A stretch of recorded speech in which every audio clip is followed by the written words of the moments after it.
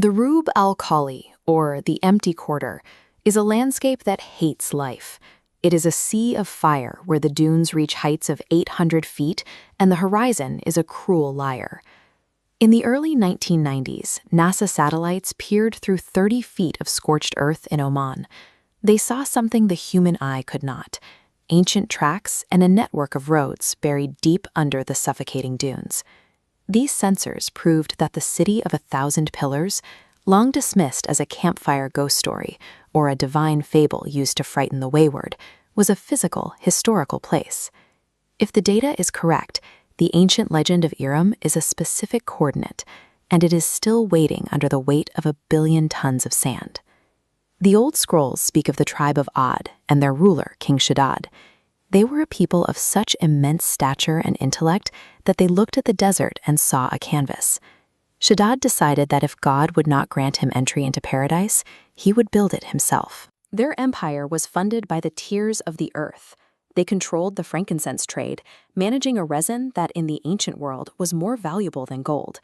This diagram visualizes their architectural obsession. They demanded pillars so tall they would pierce the clouds, creating a forest of marble rising from a wasteland. Their wealth created an atmosphere of heavy, perfumed arrogance. They cooled their courtyards with complex irrigation systems and believed their wells were too deep for the sky to dry. They lived as if they were immortal, far above the tribes struggling in the heat.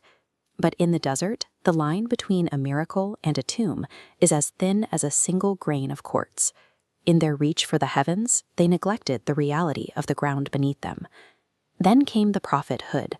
He walked the marble streets of Iram, his coarse wool robes a visual wound against the silk and gold of the nobility. Hud warned the people that their pillars were not held up by stone engineering alone, but by the mercy of the natural world they had forgotten. The elite of Ad viewed themselves as scientific skeptics.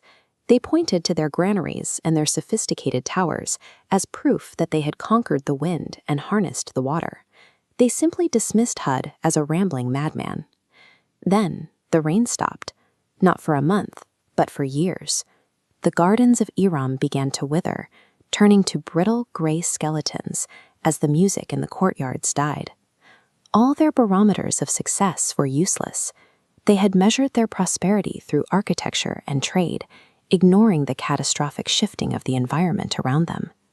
Shaddad had built a paradise to escape death, but it was becoming a cage of heat. The king ordered more wells to be dug, deeper and more frantic. The society was now clawing at the earth, demanding the water being withheld by the sky. As they dug, the ground began to groan. Modern archaeology tells us the city of Ubar, the likely location of Iram, sat atop a massive subterranean limestone cavern. As the Ad drained the aquifer, the cavern became a hollow lung. The city's immense weight pressed down on a thinning crust of rock, with a void beneath it. The marble ground against an increasingly brittle limestone floor. They were standing on a trapdoor. Their desperate attempt to find water was the very thing greasing the hinges of their destruction. For 7 nights and 8 days, a wind known as the Sarsar descended upon the valley. It was a cold, howling vacuum that stripped the skin from the bone. The people fled to their great towers.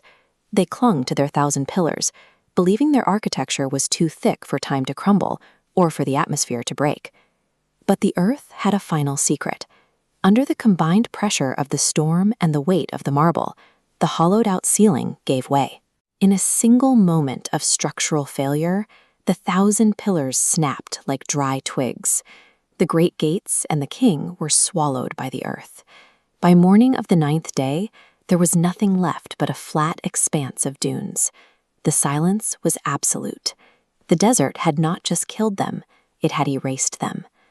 We look at our satellites and our radar maps today and feel a sense of mastery. We believe that because we can see the ruins, we have conquered the mystery. But the legend of the Whispering Sands tells a different story. It is a reminder that every civilization eventually reaches a point where it believes it is too big to fail. We are still building pillars. We are still digging for more than we need, believing our wells are deep enough to ignore the sky. The desert is a patient creditor.